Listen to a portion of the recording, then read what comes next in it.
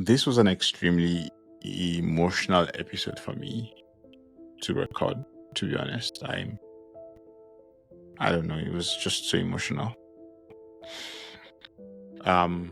Stephanie, she had all her life planned out. And then one day, everything changes. Immigrant to illegal. She was 6 months pregnant while all this was happening.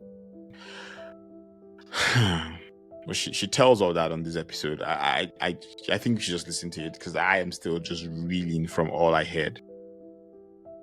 I don't think this is a one I'll say enjoy. Just let's get to it.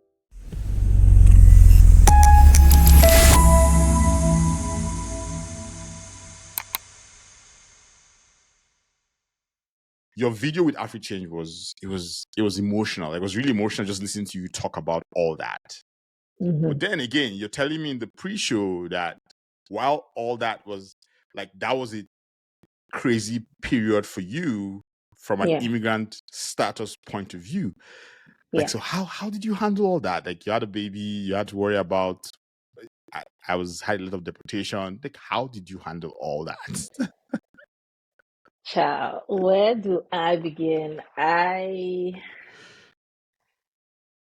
honestly don't know where to begin. The way I handled it was with God and with a supportive spouse, because I'm a firstborn girl from an African household, and so like the standards that I have for myself is really high. So when I was going into motherhood, what didn't I think about? Like I thought about everything in terms of my mom might not be able to make it because her visa at the time had expired. By the time we would get a new one, I would have been like way into postpartum. So I started thinking, how can I best get support from my spouse? Is he going to take paternity leave, this and that? So I was thinking about the practicality, but then I was also preparing myself very like in terms of mentally, emotionally, spiritually. I really wanted a baby at the 1 year mark, and that's exactly what I got. So in terms of preparation, I would say that I have prepared as much as I could. What knocked me off my feet was my immigration status. I didn't see that coming at all. That's one thing I didn't prepare for. I was always legally in Canada. I've always had a major immigration issue. Like anytime I apply for things, I always get it quickly. I was never those people that you apply, you've not heard from them, you don't know what's happening. Like I was so good at applying for my immigration stuff that like when I was coming to Canada, I applied for my mom. Mind you, a 16-year-old or 17-year-old at the time. What do I know about? I don't know where I got it from, where I'm able to look at forms, fill it out, and leave no gaps. So I applied for me and my mom. I came here successfully. I applied for my university process, all that. So immigration was never an issue that I had. Like going into the pool for PR, it was smooth sailing. So to get to 6 months of pregnancy, get an email, that day was like I can see myself in that day. Got an email. It's like those emails from Canada immigration. So like you go into the mail, like you log in, you go into the mail, whatever, and this is your letter of deportation. Like they literally said accept, like basically if you sign or accept whatever, that means that you're leaving the country like now. So when I saw that, I just froze with my bump, just standing there like, what is going on? And I had to like, I knew that in my mind, I had to tell my spouse. That was in my mind. But then the first one in me was like, what is going on? Like the math is not math. And that's what I was thinking. Like, this is not the right time. I did all the applications. I applied for all these things. And so preparing, all of a sudden I wasn't prepared. Let's be honest. Because it means that everything I prepared for was to be in Canada. And legally, I'm not allowed to be in Canada. So what is the next step? Like I was prepared in every sense of the word in terms of buying the stuff, the car seat that I need, the crib, this, like literally the whole room was ready, photo shoot done. Like, so I don't know. Like from there, it just felt like I was unprepared because I don't even know if I'm going to stay in this country. So from there, like honestly, I don't like literally my brain just froze. I've never had that experience, obviously, in my life where your whole life is at a standstill. Like Now I have to think. I have to tell my employers because I don't want the immigration to come after them. I can't hide it. I mean, I could, but I was like, that doesn't make sense. They were good to me. So I have to message my employer in literally one day, message my employer and be like, I can't work. Like, it's not, I just can't work. Talk to my team members, like, I'm out. Like, imagine, like, one day everything is fine. You're going on maternity leave. Next day, you are illegal. You don't know if you're having the baby and leaving the baby because the baby is legally Canadian. So that's another thing. Her father is fully Canadian. She is Canadian. So it's like, do I have the baby, leave the baby, and leave? Because I have the letter of deportation. Do I leave with the baby and leave my spouse? Because if I leave the country, I don't know if I'm coming back. Like, I don't know when I'm coming back. If I leave, does my spouse come? He's working. And so he's the one taking care of us. Like, gosh, I can go on and on. But yeah. gosh. Like, Yeah. it's scary to think about it, honestly, because especially when you put it that way, when you say like one day everything is fine and the next day everything is not fine anymore. Yeah. Yeah. How long Pregnant. did it take you all to fix it? Oh, where do I even start from? There's so much. It's so layered. It's been so long too. So the first things first, I had to tell my husband, even though the first one in me was like, I was thinking many things, right? I was thinking, so I got married in 2020, August. I got this letter of deportation. I want to say February. No, I was pregnant. I was 6 months pregnant. So I want to say in 2021, like end of 2021. That's what I want to say. Like November, there we go. November 2021. So when I got that letter of deportation, I almost wanted it to marinate. Like I felt like it was a dream. Let's be honest. I felt like it was a dream. I felt like it was something that I have to wake up from and it'll pass. That's how it was. So then I had to tell my spouse. After I told him, I was like, I don't want to tell you, but like I know I have to tell you, kind of thing. And because he's Canadian, he knows nothing. I really nothing about immigration, and that used to piss me off too. Like because I couldn't bond with him on that, like trauma bonding. Basically, he couldn't relate. He doesn't understand what it takes to um apply for a visa. Like, why are you waiting to go somewhere? Like, you just up and go. And that's what annoys me because I feel like Canadians are not appreciative of that. Like, you don't understand how good you have it. Do you know what I mean? Like, because you don't know what it means to be like, oh, I want to go to Paris and I want to visit UK, but I have to apply for visas for both. Me, my children, and my husband don't have to do that. They can go tomorrow without me. So that is like the gap in whatever. So I told him, and I had to explain all the things, of course. Oh, so it means that I'm illegally in Canada as we speak, like right now. Um, I don't know what to do. Like my brain froze, honestly. So he did. Like I'm so thankful for him. He found me the immigration lawyer. He applied to different immigration lawyers. We found an immigration lawyer, and then that was the first step we took. So I took a day off work. I think I got a letter of deportation on Wednesday. On Thursday, I didn't go into work because I'm not supposed to be working because I know that I'm out of status. Spoke to an immigration lawyer on the Thursday, booked the consultation, spoke to them, and they told me the next steps for everything because I didn't want to mess up anything. Like if I had dragged it and then I apply, they'll be like, but you got a letter of deposition on this day and this and this, and now you've been here for what, 2 months? Why? Whatever. I didn't want to do that. So the lawyer told me that because you know you have a letter of deportation, go to your employer and tell them you cannot work anymore. You're not legal in Canada. You don't want to put anybody at risk. So do that. So that was the first step. Going to tell my manager on the side. And then she asked if I wanted to say bye to my coworkers because I didn't have to. And I said, yeah, because again, they've been good to me. I was in my first trimester, I was in my second trimester at the time. I was like really slacking at work because I was sick, I was tired, I was exhausted, so I wasn't carrying my weight. And they were so nice to me. I know that I wasn't doing a good job, so I wanted to say goodbye. Well, I said goodbye. I was so emotional. Everyone crying because the day I was pregnant, and it's like, what's gonna happen? It's almost like now I let them on a cliffhanger, like because the whole thing is you give birth, you come back and say, oh, I had a baby. This is her name. I'm loving mother, whatever. But it's just I might get deported and goodbye. That's what it was. So it's like nobody had closure. So then I told them I'm not coming back to work indefinitely. Like, I just don't know if I'll even be in the country. I don't know if I'll come back after I have the baby. Like, literally goodbye. I don't know. So then I did that. Then the immigration lawyer took over my file. So that meant that I wasn't, mind you, the letter of deportation, I didn't sign it. I didn't, like, I received it, I saw it, but I didn't do anything. Because if you take action, it means you have to leave. That's what the lawyer said. You can't sign and be in the country. That messes things up.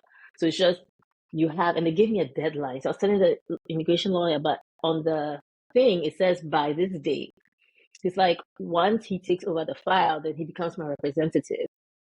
And then it becomes paper application, because mind you, now I can't apply online because I have to accept that thing. So he took over, he did everything from there. It was expensive, very expensive to have an immigration lawyer. Double digits, like 10,000s and above.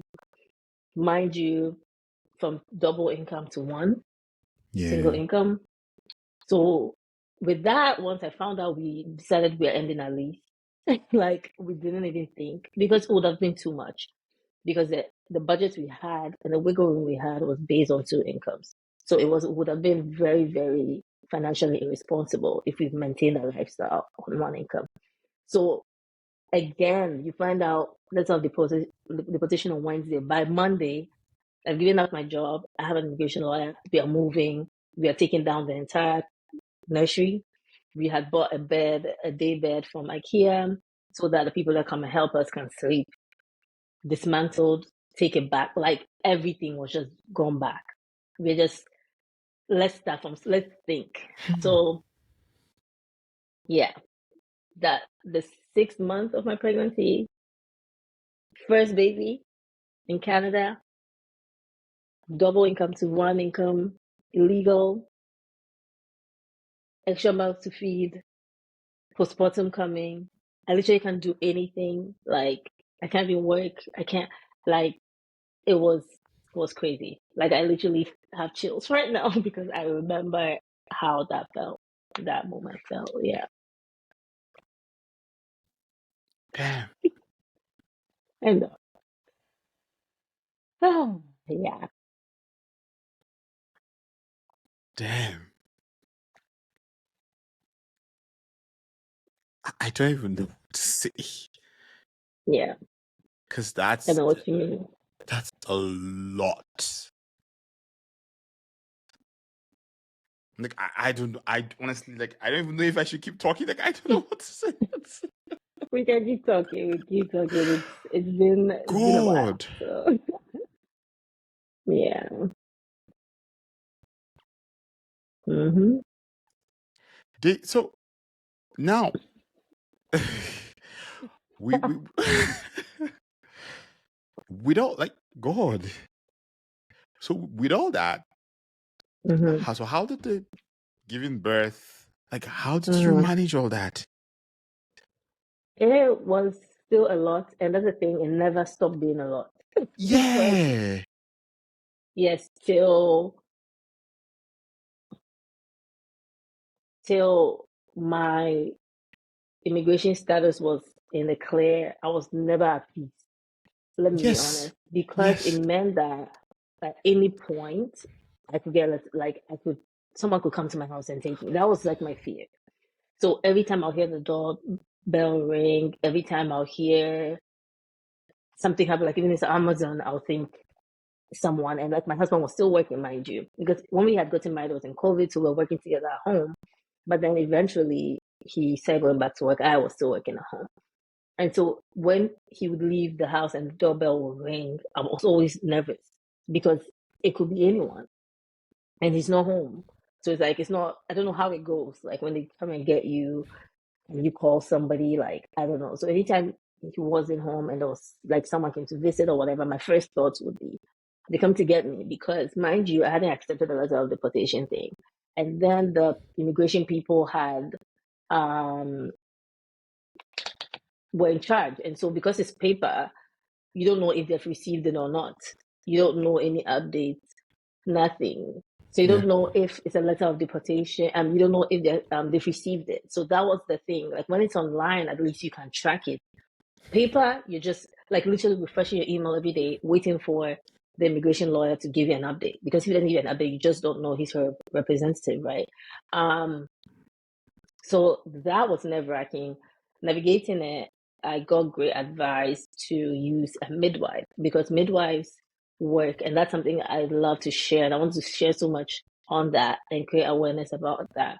Because when you are pregnant and you think about the cost of giving birth, you just give up, right?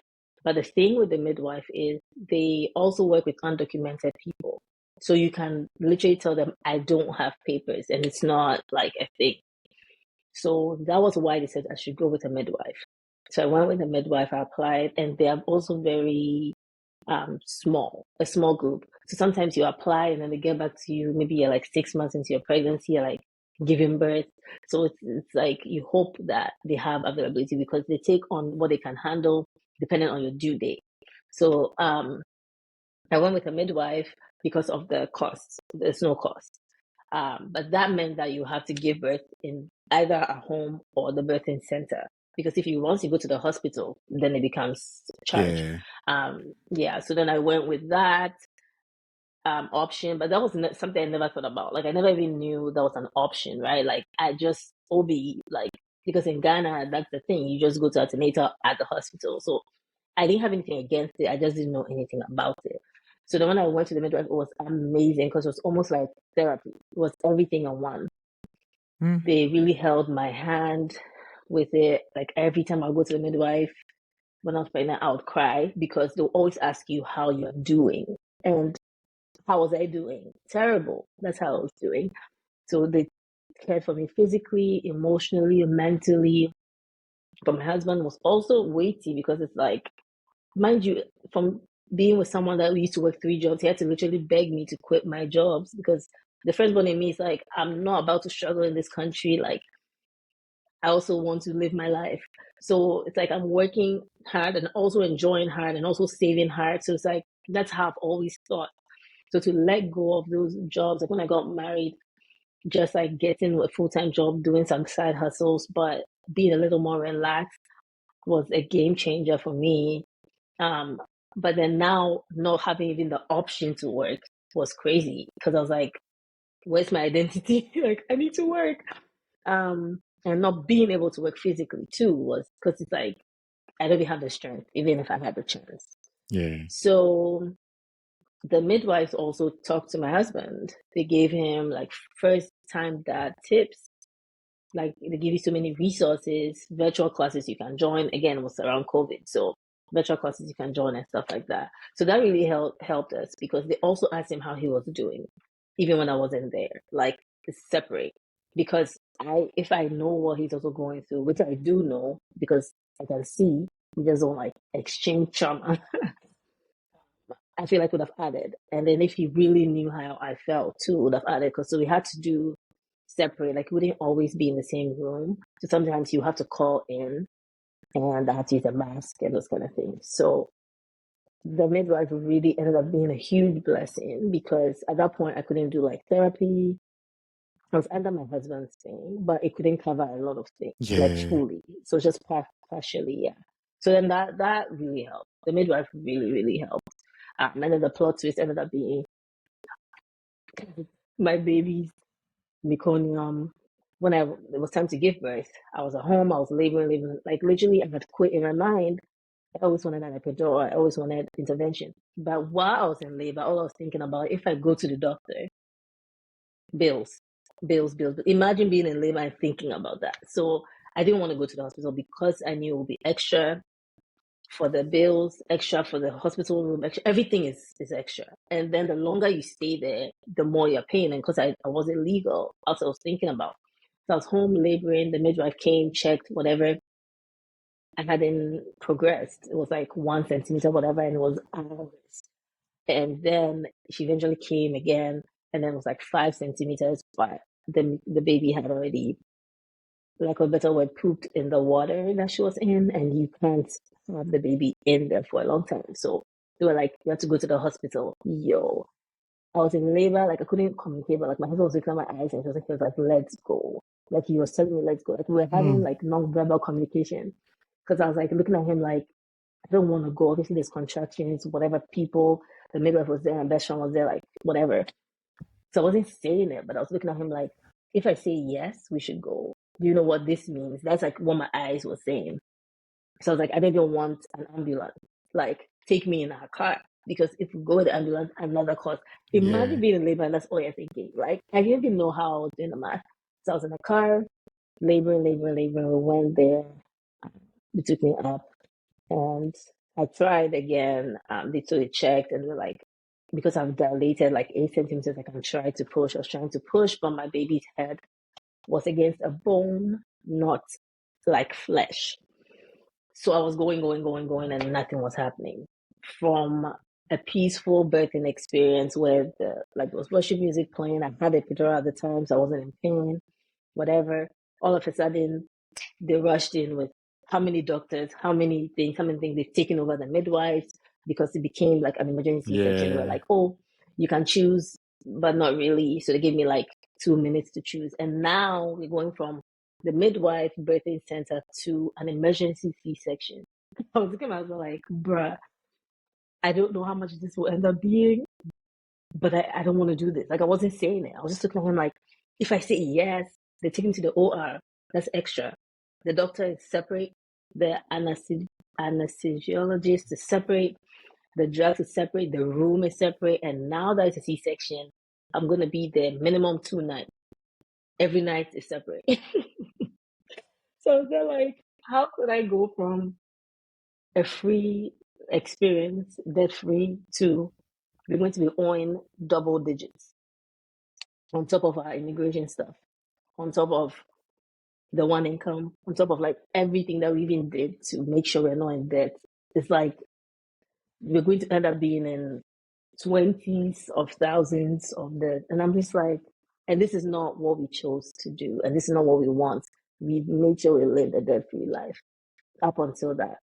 And so even for our immigration lawyer, it was an emergency fund that paid. So we were not in debt, which was great. And then my husband's workplace at the time knew what was happening and donated money, which is crazy. I don't know much people that have work like that. So we had no debt up until the time that I went to give birth, even though all the things had happened because we had prepared for that rainy day fund. And then at that time, it was going to be debts. So I've gone on and on, but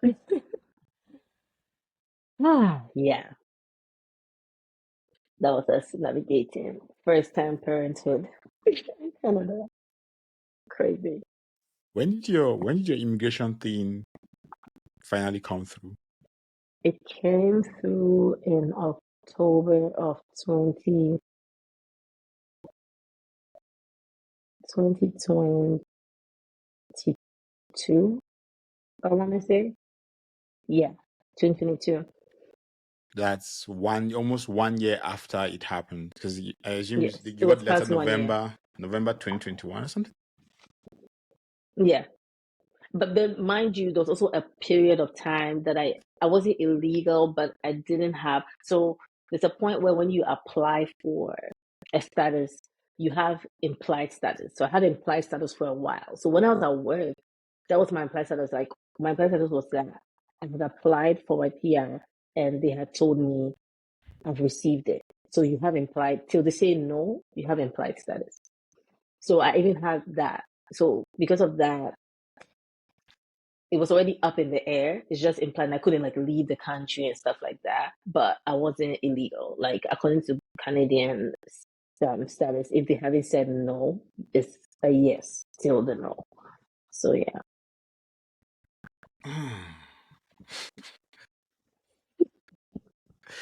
Now, Yeah. God. Now you have to deal with this and then still deal with all the postpartum effects. Oh yeah. Oh yeah. Oh yeah. Mm-hmm. My baby had a tongue tie when she was born. I didn't know because the person that checks that at the hospital wasn't there the day she was born. So nursing was like not working out. But I'm a first time mom. I didn't know it's because she couldn't latch because she had a lip tie and a tongue tie. actually. So she couldn't lift her tongue, and her lip also couldn't open fully. So there was that. I had to go to a lactation specialist. We had to snip it. That's also extra cost. That's almost $1,000 to snip the tongue. Because if you don't do it when they are babies, the older they get, it's gonna be It gets more harder. painful. Yeah. So we had to snip that and then do like tongue exercises. I can literally still hear her screaming because like after the snip it's later, right? So after the snip it, then you have to like keep stretching it so it doesn't reattach. So my husband was the one that used to do that as a newborn. And after he stretches it, then I'll try to nurse her. So we're doing like combo feeding in the beginning because it was easier from a bottle than it was from a boob. So then postpartum was also like crazy in the beginning. Yeah, I didn't even know how to help her because it's like, yeah, think about all these things, right? And mind you, during this, the immigration people are still like the lawyer, they're still asking you for documents. Like nothing stops. They're like, so your birth certificate. Then randomly they say, so we need 10 letters minimum from people that you know in Canada that can vouch for your marriage and for your relationship. And because my husband is now sponsoring me at this point, because when I had applied, I wasn't married, so I was by myself. But then I had to prove to the Canadian government I basically didn't marry him for his papers, which doesn't even make sense because I've literally been in this country since 2011. So how would I possibly do that when I've been in the PR pool? Like when you think about it, you're like, but I feel like it's clear. But when it comes to immigration, who do you question? Like literally, you just do It's what just they rules. say. Like it's rules, right? So the thing about rules like that is it's the law of averages. It goes for the average, and so edge cases are you always have to kind of talk to the average. So you all speak Mm-hmm. whatever you're doing has to speak to the average, which can be Mm-hmm. frustrating. But once you can Mm-hmm. understand that, But it's the fact, yeah. yeah, it's just the rule. Like the rule can't, because if the rule was flexible, then it means every application would take like forever because it has to kind of Exactly. speak to Exactly. these. So you just these are the rules. Get to those rules. Or you don't get those Yeah. rules, then give us this. Once you give us this, we'll move Yeah. faster. That sort of Yeah. thing. Yeah. But then So yeah, I had that in mind. I wasn't like beefing immigration or anything. The only thing that was frustrating to me was that I felt like the at that time, yeah. So the 10 years I was in Canada should have counted for something. That was my thing. Because it's like if I haven't broken any laws, I haven't ever done like if my immigration like history was shady, I'll understand. I just felt like it was unfair in that because they can see your immigration history. So I'm not saying that like I deserved like a different kind of whatever approach. treatment, yeah, approach. But what I'm saying is that they should have seen that there was a flaw in the system where I had applied for a renewal, nobody got back to me. I had applied for restoration, nobody got back to me. I was in the pool, nobody like I wasn't trying to finesse the system. I knew when all my things were expiring, and I was literally applying based on all that. And even when they didn't get back to me, I was like, in case it's lost in the system, let's apply for restoration. Because as you said, it's like law of average, which you said. So it's like, even if they missed it, what does it say legally on the website? Yeah. If you miss your application thing, apply for restoration. And mind you, all this isn't free. Restoration is around maybe 300 and something dollars.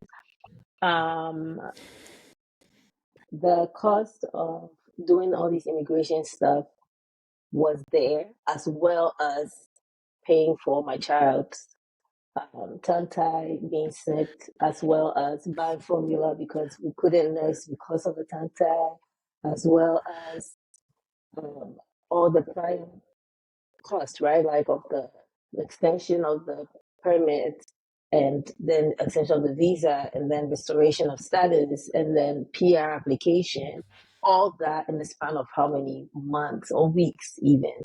Um, and then now all that being null and void, all the money going, and then having The lawyer. immigration lawyer, which is tens of thousands of dollars. And then now having an emergency C-section, paying the doctor separately. paying for the rooms separately, paying for the drugs separately, and yeah, going to the pharmacy and getting the prescription that help you with the pain of being off the pain meds that you had after your surgery, and the contractions that come with nursing, contractions that come with like after giving birth when your whatever is shrinking back. Food, rent is still there, food is still there, car insurance is still there, gas is still there, everything that you're paying for before, everything happened is still there, all on one income now, not two. So that was my introduction to parenthood in Canada. And then I want to be a person. Yeah. I want to end this on. I want to end this on a lighter note. I hope I can. I hope this can end on a lighter note. And I think the first question is: I know you just had a second child. How was that? How was that? How was that experience? Amazing. My second baby, literally the word that I use. So for my first, I always say the word that I got prior to even all this happening was surrender. And now it makes so much sense, right? Like there was so much I had to release and let go of. With my second, it was redemption. I literally was supposed to have a VBAC, which is a vaginal birth to a C-section. And it didn't end up happening because on my file, they had said that with my following children, it will have to be a C-section, but it wasn't on my initial file with the midwife. So that was what the plan was. After they got the file, they said I can't do that. And so, but I was at peace with it. I was supposed to have my scheduled C-section, but then I ended up going into labor before that. When I went to the doctor, it wasn't frequent enough. The labor wasn't frequent. So wanted me to try to push it closer to her due date. But then the next day after I went to the doctor, it was like, I'm going to come out. So we went, they scheduled it. Amazing. No hiccups, whatever. My postpartum journey, chef's kiss. Literally, I don't even know. I realized that we prepare so much or you're so tense that you don't allow the flow of life, right? Like for me, I couldn't even allow the flow of life because so many things happened. But this time around, so mind you, with my first baby, my husband worked 2 weeks from home. He didn't take paternity leave because we were not in a position to do that. This time I was supposed to take a whole month off. So when I had the baby, my mother-in-law was here for a month. So she lives in Toronto. She came to Ottawa. She was with me for 4 weeks, which was amazing. And then once the day she left, because she had another grandchild in Toronto, so she had to go. That's the only reason why she left. She would have been here for the longest time. My husband took paternity leave. So for 2 months, I wasn't alone with the baby. Like I didn't even know what that meant. Like I always had someone, and mind you, I have a toddler, right? So and a newborn, but it was more relaxing than when I had this one. Which Gosh. it was literally, I was pampered. What wasn't cooked for me, who didn't come and visit me, or the Uber Eats gift cards and the flowers and the out like, oh my God. I didn't want it to end. I said, God, this is all it takes. Oh God. Phenomenal. It was amazing. I still had all the postpartum like pains that comes with recovery, but I can't remember that part. I can't remember the pain. Like all I remember is being catered to, being loved on, releasing control, accepting all the help that I can get. Um, I feel like also mentally, right? Like I think it's also a mental thing. Like mentally, I was like, how what's me? It can't be as bad as Yes. what Yeah. the first time was. Yeah. So I'm going to enjoy it.